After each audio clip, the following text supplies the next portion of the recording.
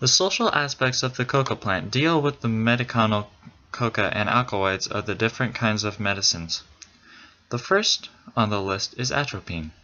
This drug dries the respiratory system and helps keep moisture from being expelled through breathing. Benzoin is another useful drug that helps in aid scarring and anti-fermenting. Cocaine makes a good source of stimulant, providing strength to the people that live at high altitudes. Unfortunately, it is also addicting because of the anesthetic, which knowingly takes away some physical pain. They also use cocamine, which also relieves pain. Cocaine acts the same way as cocaine and cocamine, but it is about twice as powerful. Next, there is quinoline. This type of coca is used to help prevent caries, which is a decay of the bone in the tooth. There is, however, a side effect. When taking quinoline, it affects the calcium-phosphorus ratio in the body, making it harder to maintain a healthier lifestyle. A topane alkaloid found naturally in coca leaves helps metabolize the sugars in the human body. Used as a cardiotonic, globulin can help fight altitude sickness. This is a very helpful product for the people in Peru because of the low air pressure. Since the mouths of the people get dry from the environment, it makes eating a struggle. This is where hydrant comes in. This project of the coca plant is a stimulant to the salivary glands, making it easier to eat food. Inulin is an equivalent to B12. It is a vitamin that plays a key role in the operation of the brain and nervous system. What it does is increase the hemoglobin count in the bloodstream, which will allow more oxygen to flow to the various parts of the body. In this case, it is also like globulin, which will help fight altitude sickness.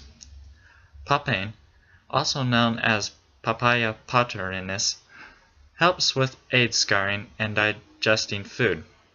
Another drug the coca plant is good for making is pectin. This drug is an absorbent, meaning that it will prevent diarrhea. Next on the list is pydrine, a useful drug used to increase the blood flow to the cerebral cortex.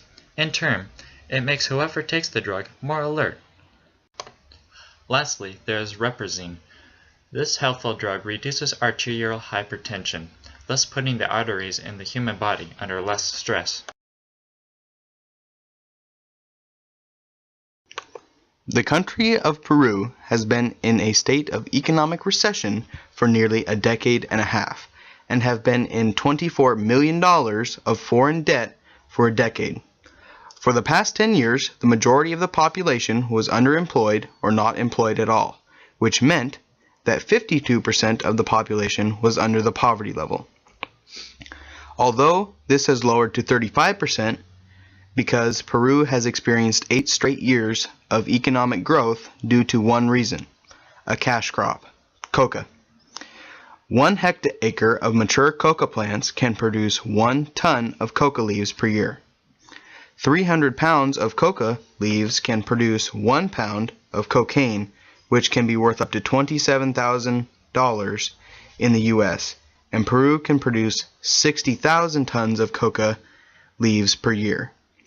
Coca farming today is a significant source of income for peasants.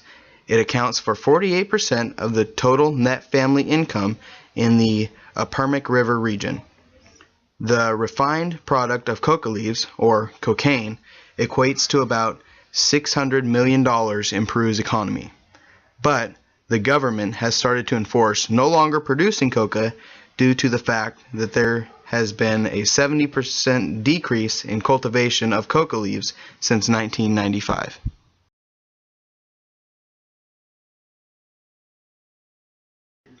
The coca plant has had many effects on the environment of Peru because of the different techniques people use when growing and harvesting coca leaves.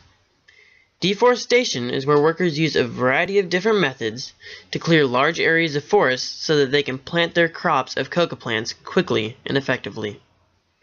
One of these techniques, the slash and burn technique, is where workers cut down vegetation and then set fire to the remaining foliage, clearing the area and making it acceptable for planting.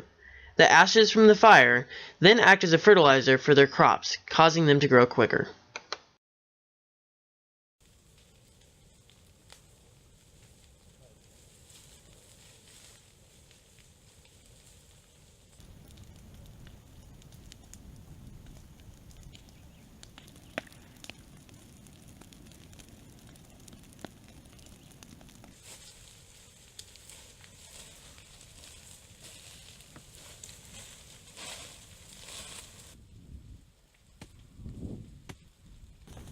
nós olhando de longe, aí viu aquela fumacinha branca e já terminou de queimar. Pode ser que eu desce mesmo dele, pra pegar fogo de lá pra cá.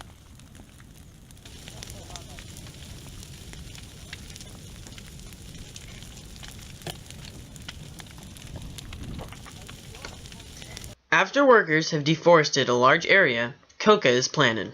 However, after many crops, the nutrient levels in the soil become so low that coca can no longer be grown.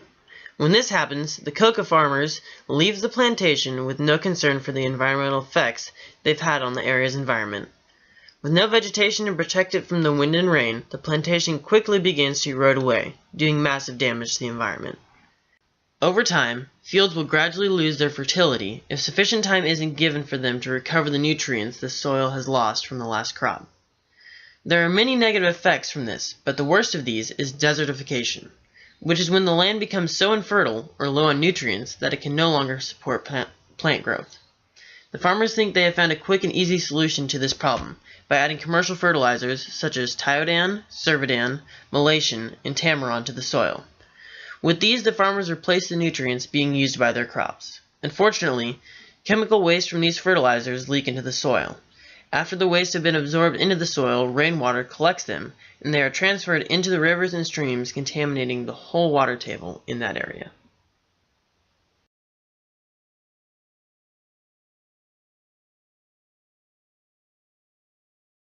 The coca plant is part of the Erythrox family.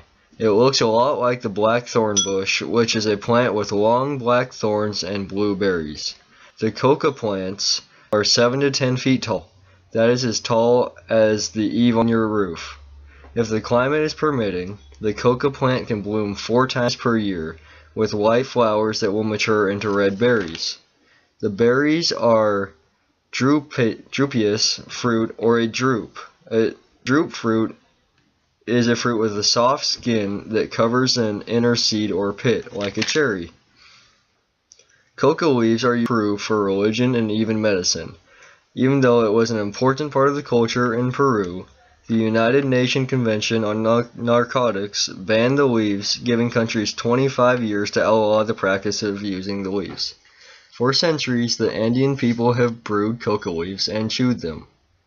The leaves, unlike cocaine, are actually good for you and are often used for medicinal purposes.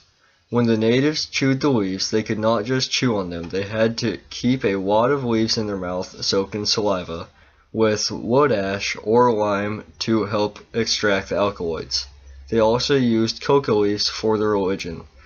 They are used as offerings to the Apis, Inti, or Pachamama, which are the mountains, the sun, and the earth.